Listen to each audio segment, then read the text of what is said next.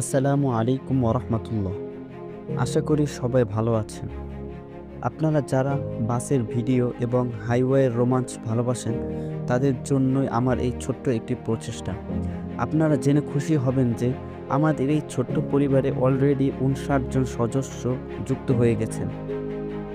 আপনাদের এই ভালোবাসায় আমাকে সাহস দিচ্ছে সামনে এগিয়ে যাওয়ার।